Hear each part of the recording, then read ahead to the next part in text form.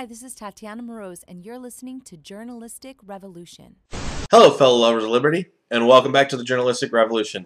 I'm Matthew Dalton. And I'm Robert Wasmund. In this segment, we're actually going to discuss good news. Woo! Woo! Yeah! Let's talk some good news. Positivity. And try some time. It works out. Oh, wait. The first thing that we're going to cover is great for drones being used here in America, and also a wonderful example of citywide nullification and where we are most effective, in my opinion. Washington State in Seattle, residents kill the police drone program.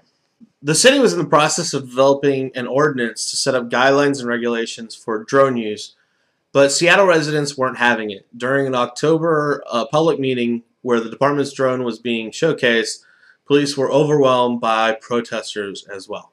Now, that's a perfect example of showing up in mass and showing support and getting something done on a local level, thereby nullifying this idea that drones are okay in that area. And hopefully it takes on, because in Charlottesville, Virginia, it also made news, I think it was reported by the AP.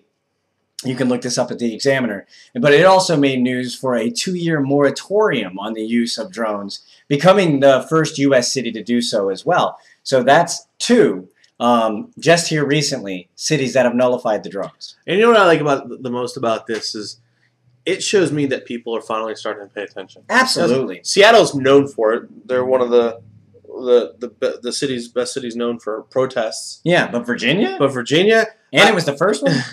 Exactly. People are finally starting to pay attention to what's going on locally.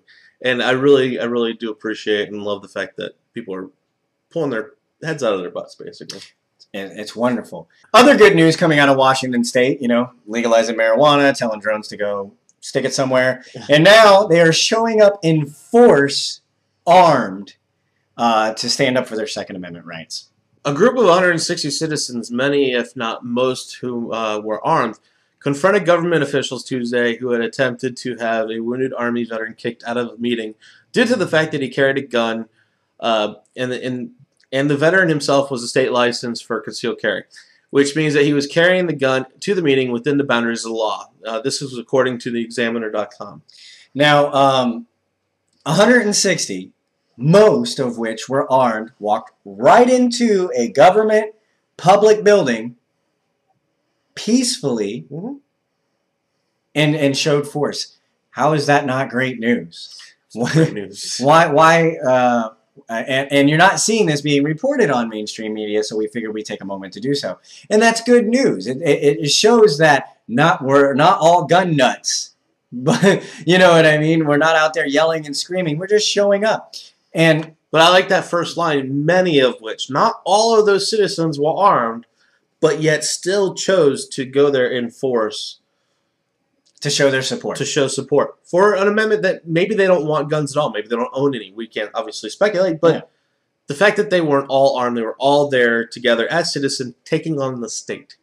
Yeah, and one citizen told the council, and I think this is encompassing to almost all of our problems with large government. One citizen told the council that if the fact that citizens who were merely exercising their right to keep and bear arms intimidates city officials, then they need to look within to determine why the rights of the people are so intimidating to them. And that, I think, kind of sums up the whole problem with big government. Why are you concerned and intimidated by our rights? Apparently the display of force by the citizens and the passion with which they spoke of their constitutional rights paid off. The council voted to remove the ban on guns in public parks and other public areas. Yay! And it's just to go another great example, local nullification, taking back over your area, where you live, guys.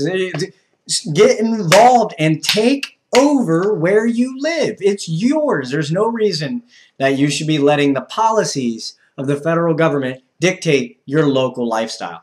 And this is one of my favorite quotes. Freedom is popular.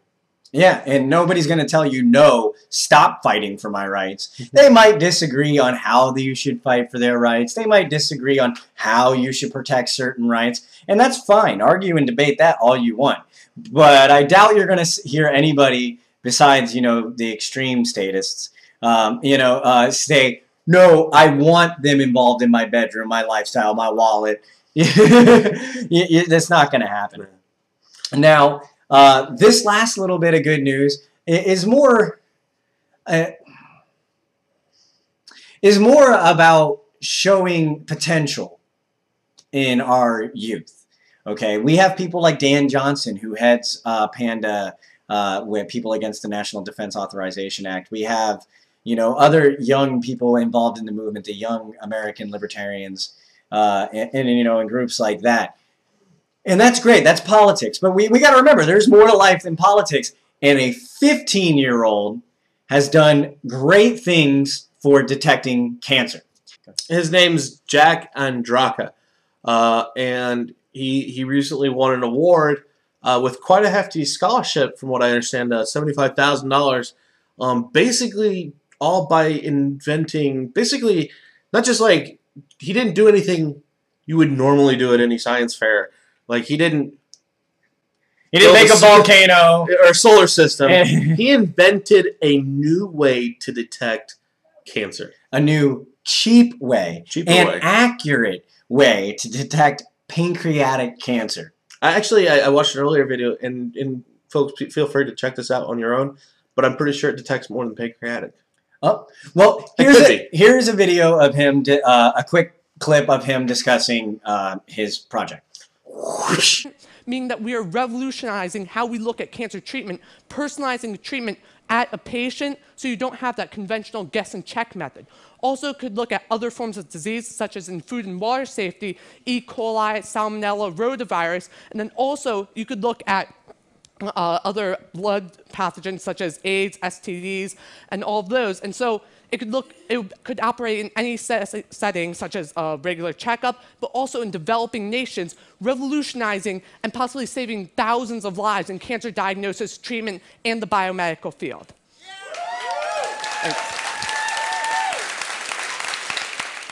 And guys, and that's it. There's good out there. I understand that being in the liberty movement, that you get down. Because you got the infighting that's going on, you got the Republican Party split fighting that's going on, then you have, trying to have your philosophies of anarchism and voluntarism mesh with what's going on politically, and what's going on politically mesh with what's going on in your personal and private life. And I understand it gets conflicting, and it seems hopeless, and you seem overwhelmed at times, but you guys are forgetting we're still winning. It's still working. We're still moving forward. We're just moving a lot slower because of the infighting lately. Yeah. And I have one piece of advice, because I'm done talking about the division. I have one piece of advice for you. Be the first to stop. Stay tuned for the next episode.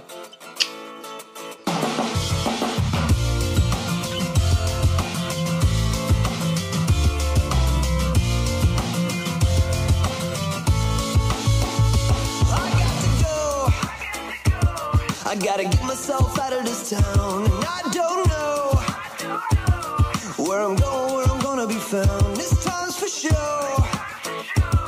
I gotta get up, get out, and get down. This I know. I'm sick of waiting lately.